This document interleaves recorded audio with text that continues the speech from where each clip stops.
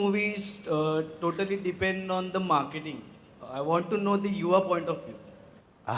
But my thought is it's 50% the movie and it's 50% the marketing of the movie. It's really half and half. And the best executives are thinking about both from the very, very beginning, how the movie is going to be sold and how good the movie is. But there are examples of terrible movies that have done very well because of the marketing and great movies that have failed because of the marketing. As you told, you got failed. So what was the motivation to you to learn from that thing, and what was the motivation for you, sir? The motivation for me, truthfully, probably my parents.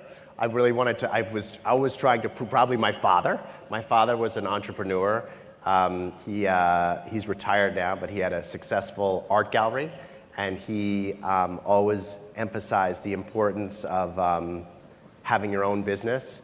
And I think what started out, maybe it's still true, but certainly what started out is wanting to show him that I could do that. So I would say that was a major motivating factor for me. Probably it still is too.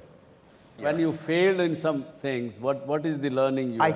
I think I've definitely always learned more from failure than from success. Mm-hmm. And I think it's important, at our company we have a meeting, we have a bunch of meetings, but every Monday morning we have a long meeting and we talk about the different movies and different projects that are out there.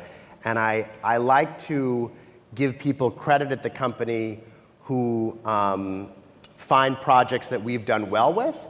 I also like to give people credit to the company who've passed on projects that haven't done well in other places. And I think it's really important to look at both, to look at success and to look at failure. The thing I've learned most from failure is that the more failure that you have, the easier it is to get up and keep trying again. And I still struggle with it, but I struggle with it less because I've had a lot of it. There's a show, this is kind of different than what we were talking about before, but I think it's an interesting example of how you, at some point, you kind of have to, I guess I'm always trying to find the balance of when do you finally give up, is one of the things I think about. And we had a reality show that we were pitching about 2 or 3 months ago, and it was a reality show about morticians, which is very grim, but it fit with our company. And I thought this was a terrific idea for a show, and we pitched this show because I really liked the show a lot and I was involved with it. We pitched it to a lot of people, and everyone said no. And actually, as I was on the plane over here, I was actually thinking, maybe it's better we didn't do that show about morticians. So I think it's another interesting thing, is to kind of find the balance of when you fail, when do you listen to the world that's giving you, how much of that negative do you listen to and tweak what you're doing versus not listening at all? And that's something I try and balance all the time. Wonderful. What I have learned is that, first of all, what I learned is that there is no failure till you accept it. There's no failure? There is no failure till you accept it. Right. Till you accept the That's failure, true. there is no failure in life. That's true. That's one thing. And secondly, when you fail in doing something, perceivably, you learn more and more out of that failure.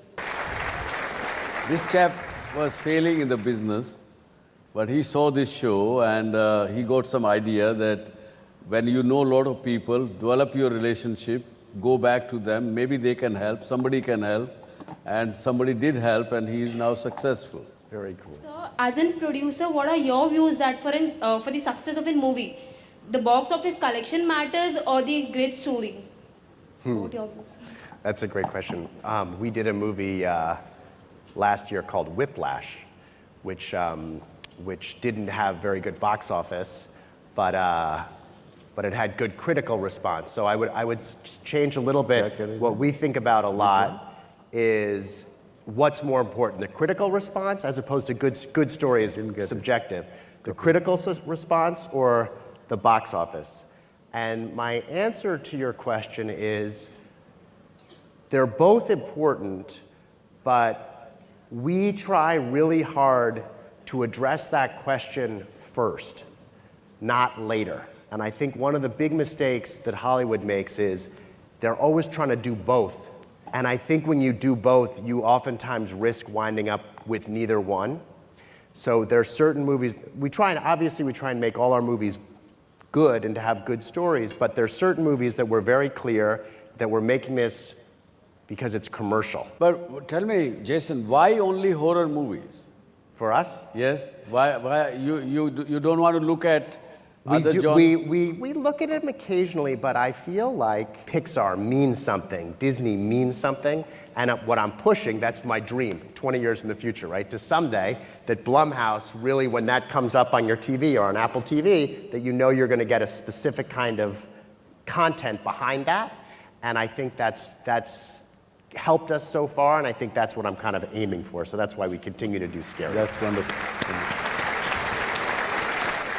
Okay, so this was all about basically entrepreneurship. You can see that how he started, he didn't get afraid of failure.